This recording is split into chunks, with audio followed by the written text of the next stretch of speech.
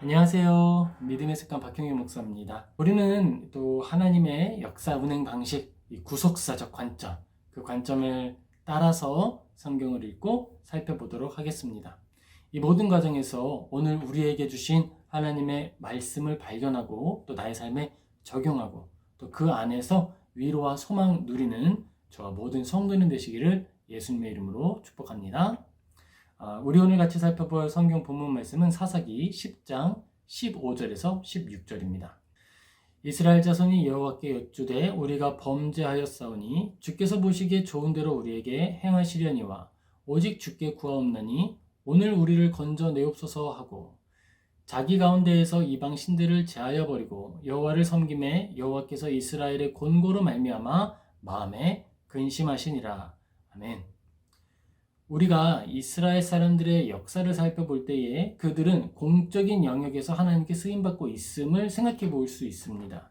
이스라엘 사람들의 역사는 그냥 그들의 개인의 역사가 아니에요. 하나님은 이스라엘을 택하셨고 그들을 통해서 당신의 성품과 당신의 뜻을 전하셨습니다. 이스라엘 사람들은 하나님의 손 안에서 쓰임받으면서 때로는 징계받음을 통하여서 하나님의 좋아하시는 것, 기뻐하시는 뜻, 그리고 하나님께서 싫어하시는 일들이 무엇인지 우리에게 알려주게 되는 거예요. 이스라엘의 역사를 살펴볼 때 우리가 마주하게 되는 문제가 있습니다. 대표적인 문제는요, 고통과 고난이에요. 그리고 이 고통과 고난의 문제는 비단 이스라엘의 역사에만 나타나는 것이 아니고 성경에만 나타나는 일이 아니죠. 어디에 있죠? 우리의 삶에 아주 가까운 곳에 함께 있습니다. 그래서 이 고통과 고난의 문제는 크게 두 가지로 나눠볼 수가 있을 거예요. 먼저는 개인에게 찾아오는 재난과 고통이 있겠고 또 다른 구분으로는 공통을 위하여서 또 계시적 도구로서 우리에게 드러난 섭리적 재난과 고통이 있습니다. 우리는 이스라엘의 역사를 해석할 때 대표자 또 하나님께 쓰임받고 있는 어떤 공공의 영역으로서의 이스라엘의 역사를 생각해 보고 있습니다. 이스라엘은 지금 이 성경 안에서는 개인의 인격으로 해석이 되거나 적용이 되고 있는 게 아니에요. 하나님께서 우리의 인생을 다루시거나 개인의 삶을 만지실 때 어떤 교보제로서 다루지 않으십니다. 하나님이 우리를 다루실 때에는요, 언제나 친밀하고 아주 직접적으로 또 개별적인 방식으로 섭리하시는 거예요. 그래서 하나님을 우리가 아버지라 부릅니다. 하나님을 선생님이라 부르거나 저들의 하나님이라고 이야기하지 않는 거예요. 나의 하나님이라 고백을 하고 우리의 아버지다라고 믿습니다. 우리 대표자 이스라엘의 역사 속에서 그들의 고난은 어떤 의미로 쓰임을 받고 있습니까? 하나님의 뜻을 이루는 통로로 쓰임받고 있습니다. 특별히 하나님께서 이스라엘을 통하여서 당신의 뜻을 이루어가고 있는 거예요. 이스라엘의 역사가 계속 어두워져 갑니다. 사사기 안에서는 이스라엘이 계속 하나님 앞에 범죄하고 혼나는 과정들이 반복되어 나타나고 있어요.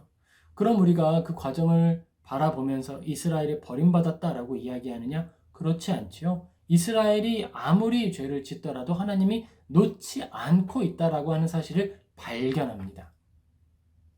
그러므로 우리는 이스라엘을 통해 하나님 앞에 우리가 또 이스라엘 사람들이 어떻게 나아가는지를 보는 거예요. 그때 우리가 하나의 가치를 발견하는데 고통과 고난의 가치를 발견합니다. 이 삶의 시간이 나에게 없었으면 좋았겠다. 내가 정말 내 삶에서 이 부분만 탁 잘라내서 뺐으면 좋겠다라고 말하는 부분이 있을 수 있어요. 그러나 하나님은 성경을 통해서 알려주시는 거예요. 내가 제일 싫어하는 나의 삶의 시간, 그 시간조차도 하나님은 당신의 뜻을 이루는 일을 위해 또 당신의 영광을 우리의 삶에 담아내는 일을 위해서 사용해 주신다라는 거예요. 하나님께서 개인에게 이루시는 구원의 효력, 그 구원의 내용 안에서도 고난은 충분히 아름답게 쓰입니다. 그런데 이스라엘의 역사는 그걸 넘어서는 거예요. 이스라엘 백성이 하나님께 버림받지 않았다라고 하는 어떤 지탱하는 의미에서는 고난뿐만 아니라 거대한 하나님의 역사의 통로로, 도구로서 쓰임받고 있다라는 것입니다. 이스라엘 사람들은 지금 하나님께 쓰임받고 있는 거예요. 어떻게 쓰임받고 있느냐? 살아내는 방식을 통해서. 이스라엘 사람들은 땅을 정복했습니다. 내가 살기에 충분한 땅을 가지고 있습니다. 그러면 끝난 것일까요? 더 이상 하나님을 의지하지 않아도 되는 것일까요? 그게 아니다라는 거죠. 삶을 살아가는 내용 중에 나에게 풍성함이 찾아왔을 때 그때 더욱더 하나님을 찾아야 한다라고 이야기하는 거예요. 그리고 이전에는 생각하지 못했던 공공의 영역에서 나의 역할과 기능에 대해서도 고민해야 한다라고 우리를 도전합니다. 우리는 구속사의 관점 안에서 이스라엘의 역사를 개인의 인격이 아니라 공적 사역의 통로로서 구분하고 있습니다. 바라보고 있습니다. 우리가 바라보는 이스라엘의 역사는요, 또 세 가지로 생각을 해볼 수가 있을 거예요. 먼저는요, 성경을 기록하기 위해 구별되고 택함받은 사역자로서의 기능, 우리에게 주시는 하나님의 눈에 보이는 계시적 통로, 교보제로서의 기능이다라는 거예요. 그리고 우리는 이스라엘의 역사를 개인의 역사처럼 해석하여서 적용하기도 합니다. 그것도 나쁘지 않아요. 하지만 전체의 내용과 의미를 확인하는 데는 조금 어려울 수 있다라는 부분 기억하면 좋겠습니다. 그리고 하나님께서 이스라엘을 다루실 때 그 전체의 역사를 살펴보면서 가져야 하는 관점은 계속 반복해서 말씀드리지만 하나님께 쓰임받고 있다라고 하는 관점이에요. 이스라엘 사람들이 전쟁에서 승리하고 놀라운 일을 일으킬 때에만 쓰임받는 것이 아니라 이스라엘 사람들이 하나님께 반항하고 불평하고 이스라엘의 광야 앞에서 하나님께 실망을 드리고 또 하나님이 주시는 징계 안에서 40년 동안 방황하게 되었을 때라도 쓰임받는 일이 멈추지 않았다라고 하는 거예요. 이스라엘의 역사를 통해 하나님의 계획, 그 구속의 역사가 드러나게 됩니다. 이 구속사역은요, 하나님의 모든 사역 중에서 가장 중요한 사역입니다. 왜냐하면 하나님의 목적이 거기에 있기 때문이에요.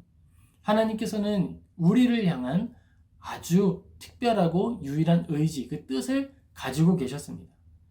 우리가 타락했기 때문에 하나님이 그제서야 역사의 구속사라고 하는 것을 때로 만드셔서 일을 이루어 가시는 것이 아니고 본래 우리를 지으실 때부터 하나님의 뜻이 있으셨다라는 거예요.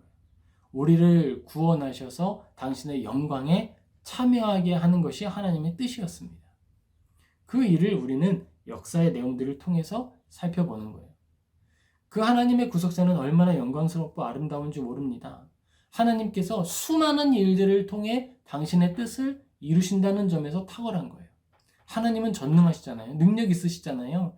그 하나님께서 수많은 시간과 열정, 사람들을 통하여 이루어 가시는 일이다라는 겁니다. 얼마나 조심스럽게 이루어 가시는지 모릅니다. 하나님의 열심은 그치지 않습니다. 이스라엘이 가지고 있는 죄악은요, 점점점 심해질 거예요. 사사기가 흘러갈수록 사사기의 후반에 가면 차마 사람이 할 수 없는 많은 죄악도 드러나게 됩니다. 근데 중요한 것은 하나님이 그럼에도 불구하고 이스라엘을 향해 나타내시려는 당신의 구원을 포기하지 않으신다라는 거예요. 하나님께서는 이처럼 우리 개인의 역사도 사용하십니다. 사실 구속사라고 했을 때 이 구속사의 관점이 우리에게 주는 가장 큰 유익은 나의 오늘을 해석할 수 있는 관점을 준다라는 점에서 큰 의미가 있습니다. 과거에 지나갔던 이야기들만 하나님의 은혜 가운데 해석할 수 있다가 아니라 나의 오늘, 나의 삶까지도 하나님 안에서, 은혜 안에서 해석해 볼 수 있다라는 거예요. 뿐만 아니라 전체 역사 속에 하나님이 이루시려고 하는 큰 계획 속의 한 부분으로서 한 지역을 감당하는 하나의 사명자로서 나는 어떻게 살아가야 할까에 대한 질문을 하고 그 답을 찾아가는 데에도 유익합니다. 그게 구속사적 관점을 통해 성경을 읽는 유익이에요. 우리가 하나님께서 살아계심을 기억하고 하나님의 전능하심을 기억할 때 유익을 얻는 방법은 이 구속사의 관점으로 성경을 바라보는 것에 있다 해도 과언이 아닙니다. 하나님이 나한테 관심이 없고 하나님이 나를 통해 일을 이루시지 않는다. 하나님의 일은 특별한 사람들 몇 명만 참여해서 이루는 것이다 라고 생각한다면 우리의 삶 재미없겠죠. 하지만 하나님이 나를 통해 일하시기를 원하고 나를 통해 당신의 뜻을 이루신다라는 관점을 가진다면 우리는 다이나믹한 신앙생활을 경험하고 누릴 수 있게 되는 거예요. 그리고 하나님께서 그것을 기뻐하십니다. 하나님께서는 개인에 대한 하나님의 역사 운영 방식을 보여주셨습니다. 우리에게 대해서는요, 하나님이 딱 규격을 맞춰서 그대로 찍어내듯이 운영하시는 게 아니다라는 거예요. 직접적으로 그리고 개별적으로 우리에게 아주 친밀하게 당신의 일을 행하여 주십니다. 그리고 거대한 뜻 안에서는 하나님의 한결같고 변하지 않는 뜻을 보여주시는 거예요.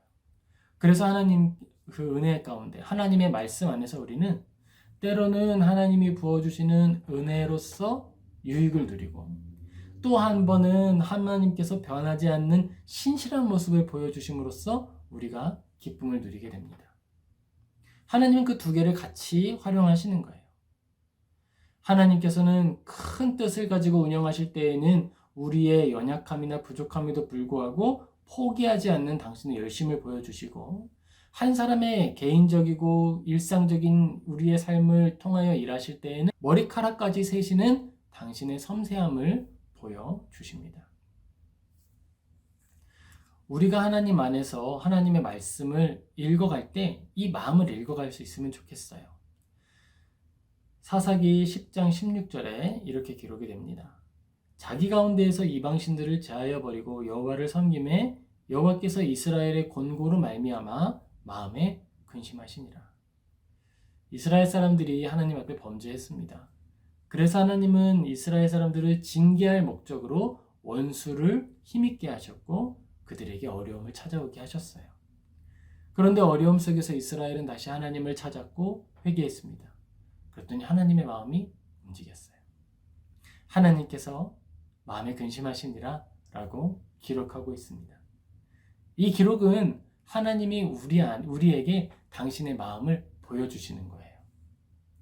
하나님께서 우리가 이해할 수 있는 모습으로 자신을 낮추어 주셔서 보여주시는 거예요. 내가 너희들에게 얼마나 공감하는 줄 아니? 내가 너희들을 얼마나 사랑하는 줄 아니? 하나님께서 전능하시고 모든 능력이 다 있으신데 우리의 이 모든 연약함들을 다 보듬어 안아주신다라는 거예요. 다 아는 존재로서 그거 아니야 라고 가르치기만 하는 것이 아니라 우리에게 밀접하게 다가오셔서 이야기하시고 인도하신다라는 것입니다. 우리가 하나님의 일하심과 또 하나님께서 당신의 뜻을 위해 역사를 운영하신다라고 하는 관점을 가지고 성경을 읽을 때 이 두 균형을 잃어버리지 않기를 예수님의 이름으로 축복합니다. 먼저는 우리의 연약함 때문에 하나님의 큰 뜻이 흔들리지 않는다. 또한 하나님께서 우리의 연약함 때문에 나를 버리시거나 포기하지 않으신다라고 하는 신실성에 대한 무게를 우리가 확고히 붙들 수 있게 되기를 소망합니다. 또 하나는 하나님께서 우리를 공감하시고 이해하신다라고 하는 거예요. 하나님은 우리를 이해하십니다. 하나님은 우리를 사랑하십니다. 그리고 우리의 머리카락까지 다 세신 바 되는 분이세요. 우리가 하나님의 마음을 살펴보고 우리가 하나님 안에서 살아갈 때 이 마음으로 걸어갈 수 있게 되기를 소망합니다. 때때로 어려움이 찾아올 수 있어요. 때때로 이해하지 못할 상황이 찾아올 수 있습니다. 하지만 그때에도 이 마음을 잃어버리지 않았으면 좋겠습니다. 나를 통해 하나님이 하시려는 일이 있다. 그리고 하나님이 나의 연약함에도 불구하고 하나님의 일은 실패하지 않는다. 우리가 이 마음을 가지고 또 하나님을 신뢰하며 힘써 걸어가는 성도 되기를 예수님의 이름으로 축복합니다. 아멘. 우리 같이 기도하겠습니다. 사랑과 은혜가 충만하신 하나님, 우리가 하나님의 은혜를 살펴봅니다. 또 우리가 하나님의 은혜를 또 사랑을 읽어가고 있습니다. 특별히 역사를 운영하시는 하나님의 능력 안에서 성경을 읽어갑니다. 그때에 우리가 때로는 나같이 미련한 자, 나같이 개미와 같은 이 작은 존재가 어떤 일을 할 수 있을까? 라는 생각에 빠지기도 합니다. 하지만 그때 하나님은 우리를 친밀히 대하시며 우리를 바라보실 뿐만 아니라 우리를 나보다 더 잘 아신다라고 또한 알려주십니다. 아버지 하나님, 이 작은 우리를 하나님의 나라를 이루는 일에 또 당신의 뜻을 이루는 일에 불러주시고 사용해 주심에 감사드립니다. 우리가 낙심하지 않고 다시 새 힘을 얻어서 살아가고 또 하나님의 뜻을 위하여 우리의 의지와 삶의 자리를 주님께 올려드리는 복된 주의 자녀들 되게 도와주시옵소서. 각자의 삶을 통해 일하시는 하나님을 발견하고 위로함을 얻을 뿐만 아니라 새 소망을 가지고 힘써 살아가는 주의 모든 자녀들 되게 하여 주옵소서.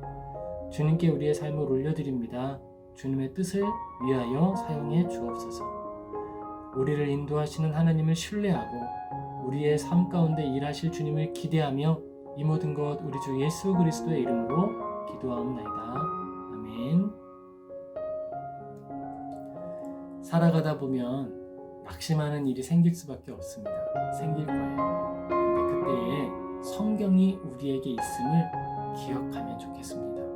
성경 안에 일하시는 하나님이 지금도 살아계셔서 우리를 통해 일하신다는 사실을 믿으시는, 또 그 사실로부터 위로함을 얻기를 다시 한번 축복합니다. 아멘. 감사합니다. 그럼 우리 또 뵙겠습니다.